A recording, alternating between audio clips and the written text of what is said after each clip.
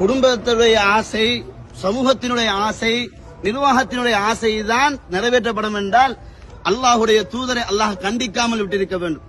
நபி அவர்கள் தேன் குடித்துட்டு வருகிறாங்க, ஆயிஷா நாய்க்கு அது விருப்பம் இல்லை. அப்ப ஆயிஷா நாய் என்ன தேன் வாசம் அப்படின்னு சொன்ன ரசூலுல்லாஹ் சொன்னாங்க, எனக்கு தேனை நான் ஹராம் ஆக்கி கேட்டேன், சமூகத்துக்கோ குடும்பத்துக்கோ எனக்கு ஹராம்ட்டாங்க. இது அல்லாஹ் ஒரு வினாடி பிற்படுத்தாம உடனே மெசேஜ் கொடுக்கிறான், யா அய்யுஹன் நபியு லிமா துஹர்ரிமு மா அஹல்லல்லாஹு லக்.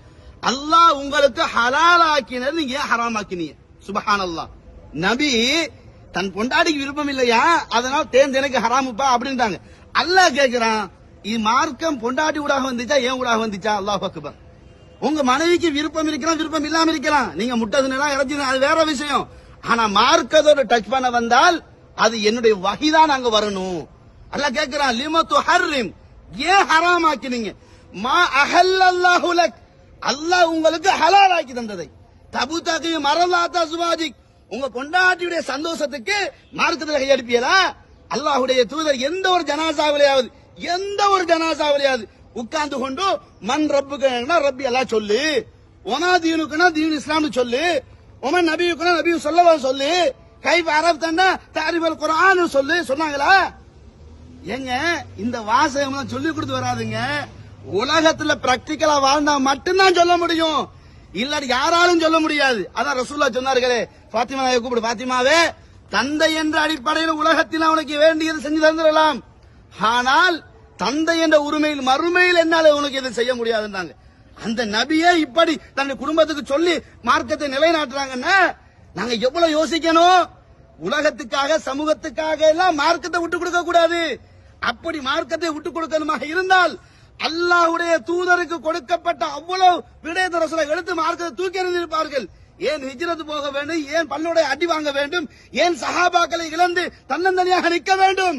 இந்த சத்திய மார்க்கம் தொலைந்து போக கூடாது என்பதற்காக ஒரு சஹாபி ஓடி வந்து இவர்களுடைய டார்ச்சர் தாங்க முடியவில்லை, கேட்டார்கள் நீ நலவாக இருந்து மார்க்கம் தொலையணுமா இல்லது நீ துண்டாடப்பட்டு மார்க்கம் ஜெயிக்கணுமா? அல்லாஹ்வின் தூதரே எனது எல்லா போனாலும் பரவாயில்ல, இஸ்லாம் நிலைக்கணும். அந்த மாமனிதர்கள் நாளை மறுமையில் வந்து நீ எப்படியா சொல்லிக் கொடுத்தேன்னு கேட்டா எந்த முகத்தை வச்சு நாங்கள் பதில் சொல்ல போறோம்? அதனால இங்க வந்துகிட்டு நீங்க செய்ய வேண்டிய ஒரே ஒரு வேலை, இந்த தாயுடைய உரிமைக்காக நீங்க துஆ செய்யுங்க.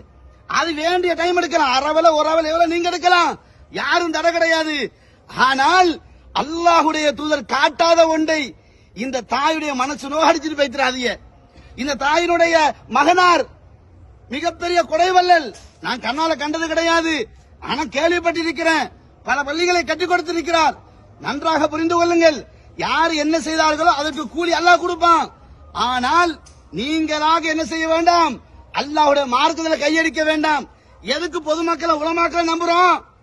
எதுக்கு நம்புறோம்? சத்தியத்தை படிச்சிருக்காங்க, மார்க்கத்தை படிச்சிருக்கிறாங்க, மார்க்கத்தை தைரியமா சொல்லுவாங்கன்னு உங்க மீது கொண்ட நம்பிக்கையை உடைக்கிறோமே. நாளை மறுமையில் என்ன சொல்வார்களாம்?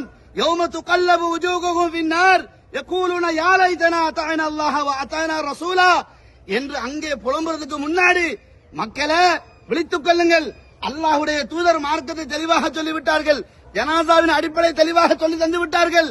அவர்கள் சொன்னார்கள், இவர்கள் சொன்னார்கள், ஏமாந்து விடாதீர்கள். உங்களுடைய கல்லை, உங்களுடைய சொத்தை, உங்களுடைய காணியை ஒருத்தன் அபகரித்துக் கொண்டால் விடுவீர்களா? இதை விட உயிரை விட மேலானது இஸ்லாம் மார்க்கம். ஏகத்துவம் உயிரை விட மேலானது. அதுல ஜாக்கிரதை இருந்துக்குவோம். அதனால மார்க்கத்தில் இல்லாத செய்யாதீங்க, உள்ளதை முடிந்த வரைக்கும் செய்யுங்க. பத்தக்குள்ளாக மஸ்ததாத்தும், சக்திக்கு ஏற்பதான். கால் இல்லாடி நின்று சொல்ல சொல்லு இஸ்லாம் சொல்லல, உட்கார்ந்து சொல்லணும் சொல்லுது. அப்ப அதனால எங்களை சக்திக்கு ஏற்ப மார்க்கத்தை செய்வோம். ஆனா பித்யத்துக்கு மட்டும் பின்னால போயிடாதீங்க. பித்யத்துக்கு பின்னால போனீங்க உங்க நல்ல அமல் நாசமாவி, மறுமையில் மிகப்பெரிய ஒரு தோல்வி, மிகப்பெரிய ஒரு கைசேதம், கேவலம். அதை எடுத்துக்கொள்ளாதீங்க. அதனால இந்த ஜனாசாவுக்காக வேண்டி துஆ செய்யுங்கள். இந்த ஜனாசாவுக்கு செய்ய வேண்டிய நீங்க ஒரு முக்கியமான விஷயம் தான், ஒவ்வொருத்தராக கேளுங்க. ரசூல் அப்படித்தான் சொன்னாங்க. இப்போது கேள்வி கணக்கு கேட்கப்பட போகிறார், அவரை நாவை உறுதிப்படுத்துமாறு அல்லாஹ்விடத்தில் கேளுங்கள் என்று சொன்னார்கள். கேட்கிறேன் ஆமீன் சொல்லுங்கள் என்று சொல்லவில்லை. ரசூலுல்லாஹ் கேட்டு சஹாபா ஆமீன் சொல்லவும் இல்லை. சவாலாக சொல்வேன், ஒரு பலகீனமான ஹதீஸ் உலகம் அழியும் வரைக்கும் நான் சவால் விடுவேன், கொண்டாந்து காட்டுங்கள் ஏலும் என்றால் முடியாது. இல்லை, ஏன் ஊர் வழக்கம் உலக வழக்கம், மார்க்கம் ஸ்டாண்டர்ட் ஆனது, லோக்கல் கொள்கை கிடையாது மார்க்கத்துல. அதை புரிஞ்சுக்கங்க. அத மாதிரி வாழுங்க. அல்லாஹு தஆலாவுடைய மார்க்கத்தை பாதுகாத்தா அல்லாஹ் ஜன்னத்துல் ஃபிர்தௌஸை தருவான். மார்க்கத்தை விச்சிங்க, வலா தஷ்தரு பி ஆயாதி ஸமனன் கலீலா, உலக சொந்த லாபத்துக்காக, சின்ன லாபத்துக்காக மார்க்கத்தை வித்து விடாதீர்கள். விற்க வேண்டாம் உலமாக்களே, அல்லாஹ்வை பயந்து கொள்ளுங்கள், மார்க்கத்தை நிலையாக நில்லுங்க.